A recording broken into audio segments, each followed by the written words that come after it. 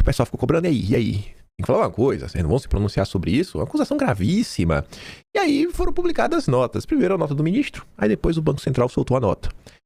Mas começando do Banco Central, diz que reunião de Galípolo com Dom Pedro III tratou de lei Magnitsky e não cita o Master. Mesma versão para o encontro foi dada mais cedo pelo ministro. Manifestação foi publicada após jornalista reportar suposta conversa para falar da crise no Banco Master. E antes já tinha a fala do ministro. O ministro disse que reuniões com Galípolo foram para discutir lei Magnitsky e não cita Banco Master. O ministro disse que falou de consequências da sanção, a mesma versão dada pelo Banco Central. A manifestação acontece após o jornal noticiar a suposta conversa. Ao longo do dia, foi publicada uma segunda nota, mas bem lá para o final do dia. Enfim, conforme as primeiras notas foram publicadas, vocês podem ver aqui a reação. A matéria do Merval Pereira era às 10 da noite de ontem, mas a segunda nota do ministro só foi sair basicamente de madrugada. Primeiro, Lauro Jardim, Em nota, Dom Pedro III tergiversa e não responde diretamente se conversou com Galípolo sobre o Master. O Merval Pereira disse que Dom Pedro III e Galípolo fugiram do assunto. Para minha surpresa, não é apenas a direita que está vendo para essa situação como um todo, como se fosse, sei lá, uma situação pontual. Existem pessoas na esquerda também que estão analisando que tem algo maior no meio disso tudo, porque, vazamento logo para Globo. Não sei se vocês vão lembrar de indagações que fazíamos ao longo do mês passado. Esse mês também, que era o seguinte, Faz mais mês passado. Gente, olha só. A Polícia Federal é do Lula. Sem minhas palavras, sem nenhum tipo de acusação gigantesca. A gente sabe que a Polícia Federal, ela é muito técnica, como tudo na era Lula. E você se pergunta, com a Polícia Federal tão técnica e conhecendo o PT, conhecendo o Lula, como é que chega a informação na mão da Malu Gaspar do contrato do Vorcaro? Um caso tão crítico para a República como um todo.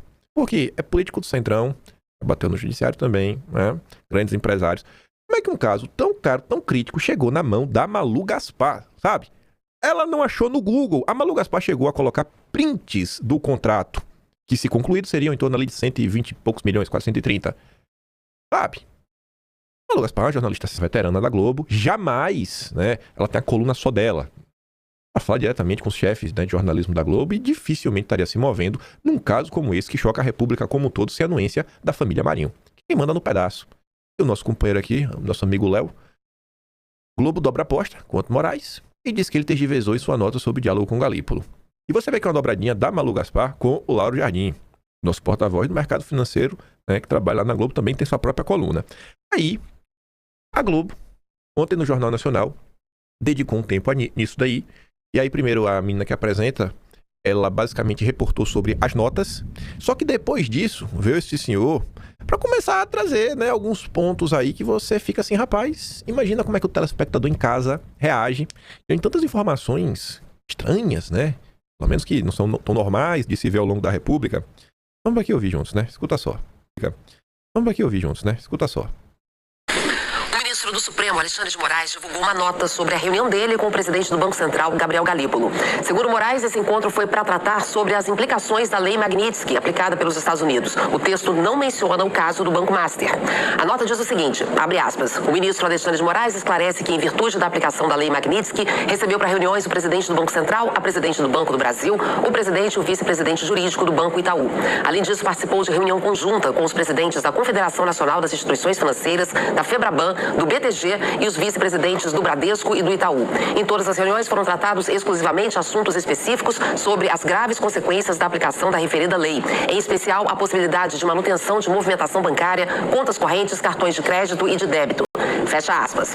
O Banco Central também divulgou uma nota em que confirma que manteve reuniões com o ministro Alexandre de Moraes para tratar dos efeitos da lei Magnitsky. Pronto, até aqui foi, vou falar aqui o que teve nas notas, tudo bem. Se fosse só isso, era aquela passada de pano básica da Globo, Só que vem lá o outro jornalista. Olha o que ele vai falar agora. Segundo reportagem do jornal O Globo, publicada ontem, Moraes entrou em contato com o presidente do BC para discutir a venda do Banco Master ao Banco de Brasília, o BRB.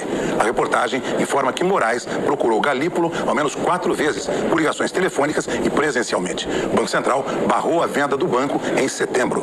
Segundo as investigações da Polícia Federal, entre outras irregularidades, o Master fraudou papéis vendidos ao BRB com conhecimento do banco, que é público.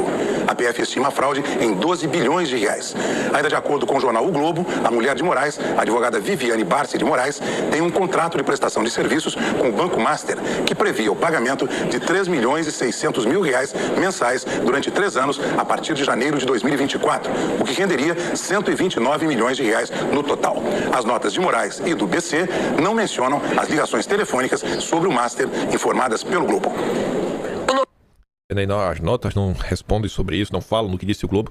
Depois que ela fala a nota, o cara se dedica a explicar todos os pormenores. Olha, gente, o jornal, a gente aqui da Globo falou isso, a gente revelou isso, a polícia... você viu que a Polícia Federal revelou também? Rapaz, estranho esse comportamento da Globo. Pois bem, aí vem a Malu Gaspar, né, ao longo do dia de ontem, depois das notas, ela foi uma das primeiras, né, a apontar que é coisas estranhas, né, até porque, né, já que ela está acusando, ela deveria sustentar algumas coisas.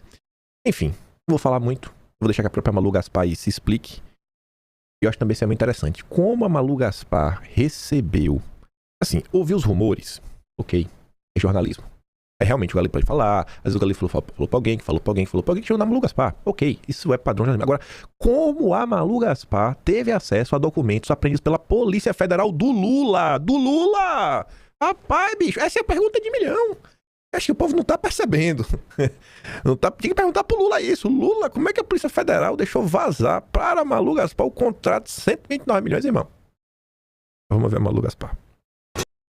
Existe essa reunião que realmente o ministro diz na nota que discutiu exclusivamente a Lei Magnitsky. Mas veja, Júlia, que ele comentou sobre uma reunião que foi feita com o Febraban, executivos do Itaú, executivos do BTG Pactual, e por um acaso eu fiz uma reportagem sobre essa reunião na época, e essa reportagem foi publicada no blog dia 11 de agosto. Ela se refere a uma reunião ocorrida na primeira semana de agosto, 6 ou 7 de agosto, dias depois da Magnitsky, que ocorreu no dia 30 de julho. Você prestou atenção nisso? Falando de uma outra reunião. A reunião a qual eu me refiro não é a reunião a que o ministro Alexandre de Moraes está se referindo. É uma outra reunião. O que é que a Malu Gaspar está falando? Ó, a nota. Ela falou, não, a reunião que teve, que a gente se encontrou, foi pra falar de Magnitsky e tudo mais. Só que ela falou, olha, essa reunião que ele tá falando e que ele cita, não, eu tava com o cara do BTG, eu tava com isso, eu reportei essa matéria no início de agosto. Vamos até fazer assim, né?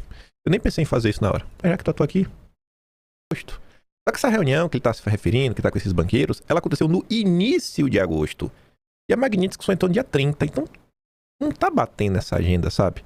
A agenda não tá batendo direito. Agosto de 2025, tá, beleza.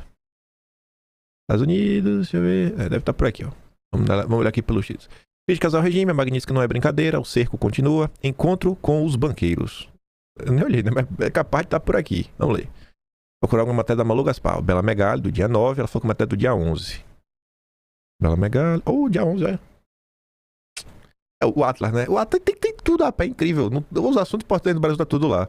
O Jornal Globo revelou mais detalhes sobre o encontro, mostrando que, de fato, os ministros estavam tensos, né? Bastante preocupados com as sanções impostas pelo Trump.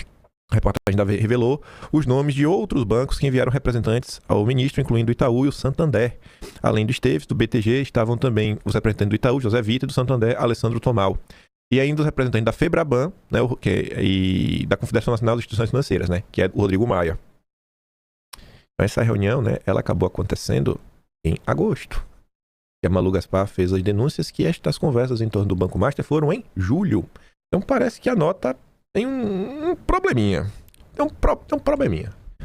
Um problema. Né? Tem um problema. Ai. Vamos voltar aqui. Vamos deixar a Malu Gaspar continuar.